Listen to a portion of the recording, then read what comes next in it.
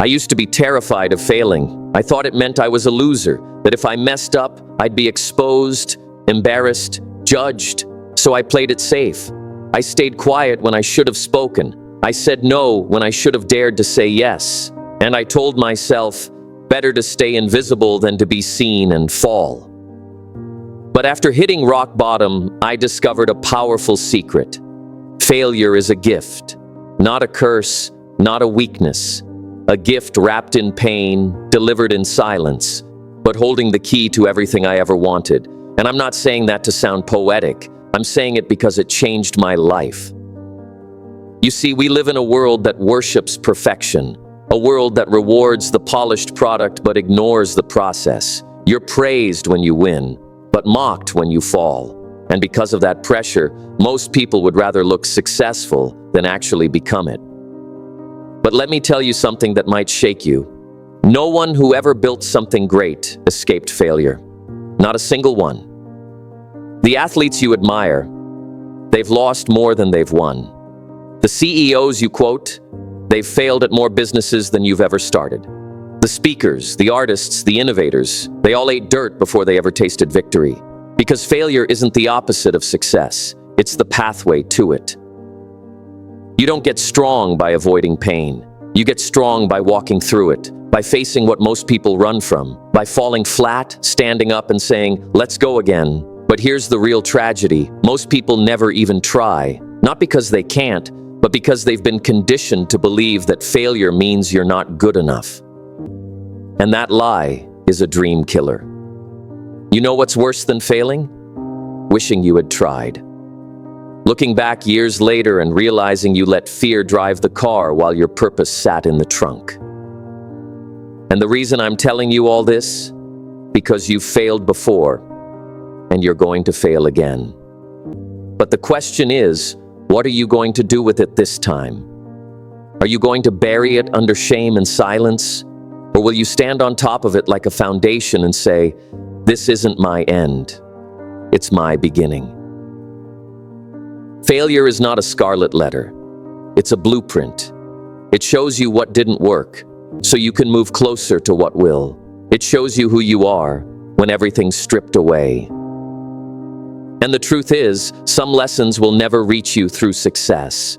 Only failure has the volume high enough to shatter your ego and grow your soul. So in this video, we're going to tear down the lies. We're going to redefine failure not as a flaw, but as a force, a teacher, a turning point. Because if you can embrace it, really embrace it, you will unlock a power most people never touch. You'll stop fearing the fall. You'll start chasing the climb. You'll fail, but you'll fail forward. And the day you do that is the day you become unstoppable. Number 1, the myths of failure. Failure doesn't break people. The fear of failure does. It's not the fall that stops most people from rising. It's the mental prison they build around it. You've been lied to your whole life, lied to by a system that punishes mistakes instead of honoring the courage it takes to even try. You've been told, if you fail, you're stupid. If you fail, you're not cut out for it. If you fail, maybe it's just not meant for you. Let me correct that for you. Failure doesn't mean you're unworthy. It means you had the guts to step into the arena. You see, the biggest myth about failure is this, that it defines you. But failure doesn't define you. It refines you. It shapes your strength. It sharpens your thinking. It peels away your excuses and asks, are you going to fight for this or fold? And that moment, the one where most people give up, that's where transformation begins. But society doesn't celebrate that part. They only want the highlight reel, the trophies, the medals, the mansion, the storybook ending. No one posts their rejections. No one live streams the days when they wanted to quit. No one uploads the breakdowns in the bathroom or the credit card debt behind the boss life image. So you think you're the only one falling apart? You're not. We've all failed. Some of us just got tired of pretending it didn't happen and started learning from it instead. Here's another myth. Failure is proof that you're not good enough. Wrong. Failure is proof that you're trying to become better. It's not a red flag, it's a green light. It means you stepped outside your comfort zone. It means you took the shot, wrote the book, applied for the job, launched the business. It means you did something most people will never do. You started. And yes, maybe it didn't work out. Maybe it flopped. Maybe people laughed. So what? Those people, they're still sitting on the sidelines. You've already started your journey. And the most beautiful part, you can fail your way into greatness. You don't have to be perfect. You just have to be relentless. You don't have to get it right the first time. You just have to get back up every time. Because the most successful people on this planet, they've failed more times than you've even attempted, and that's exactly why they made it. So the next time you hear that voice in your head saying, "What if I fail?" I want you to ask it something louder. What if I grow? What if I rise? What if I fall and come back 10 times stronger? Because you will fail and you will rise. And one day, you'll look back and realize that every fall was a push forward. Number 2, learning from setbacks, the power of reflection. Failure by itself is not the problem. Unprocessed failure is. See, it's not what breaks you that defines you. It's what you do after the break. Most people treat failure like a dead end. They stop. They shut down. They delete the dream and go back to what's safe. But the wise ones, the ones who grow, they do something different. They reflect. They don't just ask, "Why did I fail?" They ask, "What can I learn from this? What truth did this expose? What skill must I sharpen?" Because failure is never just a loss, it's a mirror, and if you're brave enough to look into it, you'll see what needs to change. Most people don't fail because they lack talent. They fail because they never stopped to understand what went wrong the first time. They repeat the same mistakes. New job, same habits.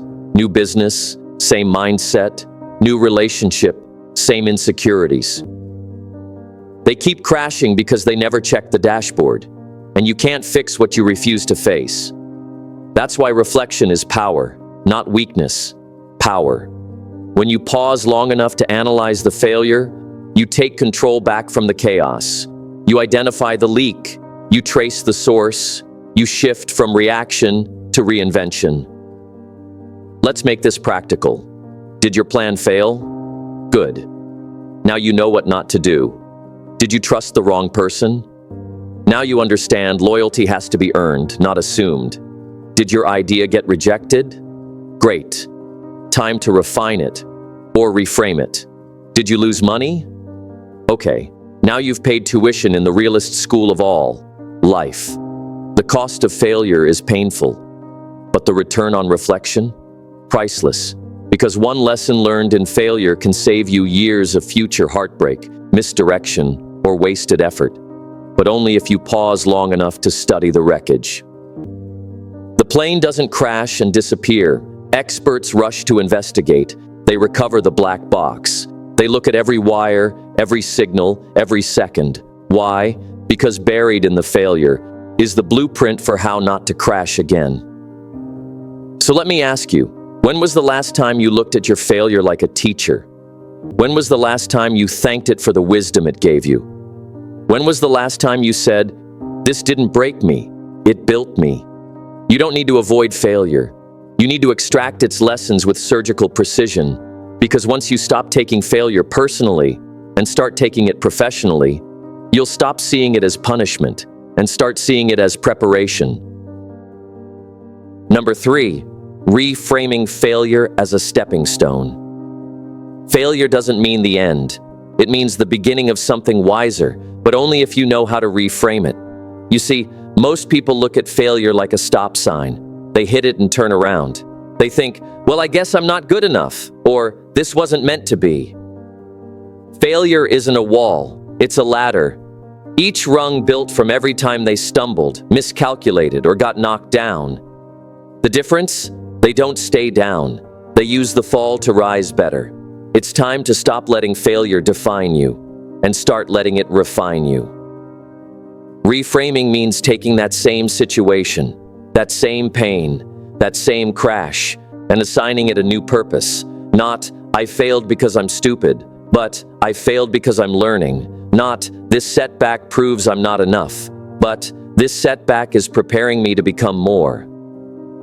Every person you admire has a trail of failures behind them. They've been doubted, laughed at, overlooked, and underestimated, but they didn't crumble. They converted their pain into power because they saw failure for what it really is, a required course in the University of Success. Not optional, not elective, required.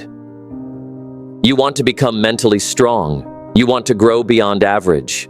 Then you must develop one of the most powerful skills a human being can ever build: the ability to reinterpret your pain. That means training your mind to look at failure and say, this was training, not torture. This is feedback, not final judgment. This is just one chapter, not the whole book.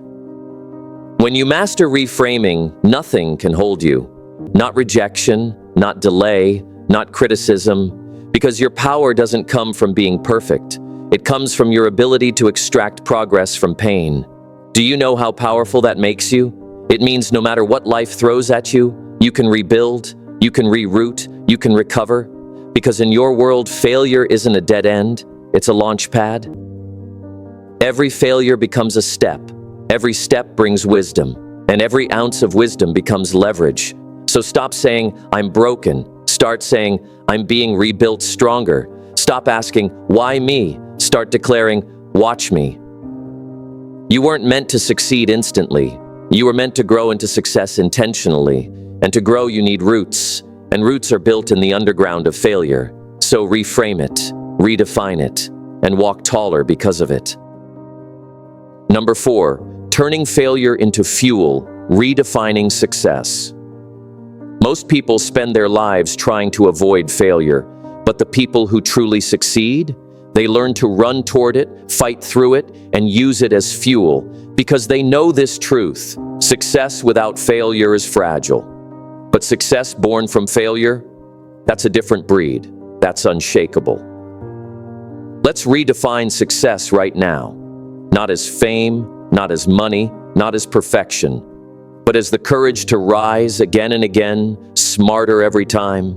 Think about it. What if your greatest growth didn't come from your wins, but from your wounds? What if the very thing you're trying to run from, the heartbreak, the rejection, the flop, is the exact ingredient you need to reach the next level? That failed business, it taught you resilience. That broken relationship, it taught you boundaries. That missed opportunity, it sharpened your vision. Failure is feedback. It's clarity wrapped in pain. It's your teacher disguised as trouble. And here's what the winners do differently. They stop measuring success by applause and start measuring it by how much they've learned, stretched, and evolved. Because true success isn't about never falling. It's about what you do the moment you hit the ground. Do you bounce? Do you rise smarter? Do you adjust, adapt, and attack again? If yes, that's success. That's strength. That's unstoppable. Look, you're not here just to get by. You're here to build something with your life. And building anything great, a dream, a legacy, a life worth living, requires you to walk through fire. It requires setbacks. It demands growth. And growth is uncomfortable. It's messy. It's slow, but it's real. So stop saying, I failed. Start saying, I'm building. Because every failure is a brick, and every lesson is mortar. And with every setback, you're constructing the life you were born to live. The question is, will you use your failures to build your future, or will you let them bury your potential? The choice is yours. And remember this, you don't grow by staying in the safe zone. You grow when you get knocked down and decide, this will not end me, this will ignite me. Turn failure into fire, turn rejection into redirection, turn the struggle into your source of strength, because you are not your mistakes, you are the warrior forged by them. So now you know the truth. Failure is not the end. It's the beginning of something deeper, something stronger. It's not your enemy, it's your refiner. It exposes what's weak so you can build what's unbreakable. You've fallen? Good. That means you've tried. That means you're in the fight. That means you're alive and growing. Stop hiding from your setbacks. Look them in the face and say, You're not here to destroy me. You're here to develop me. Every legend you admire, they failed more times than most people ever dared to try. They weren't lucky. They were relentless. So if you're tired, if you're hurting, if you're questioning your worth because of past failures, let this be your reminder. You're not finished. You're just getting started. Keep showing up. Keep learning. Keep evolving. And if this message hit your heart, then don't keep it to yourself. Share it. Take care of your dreams. Take care of your growth. And above all, take care of each other. Until next time, fall, rise, repeat, and never forget, your failure is your foundation. Now go build.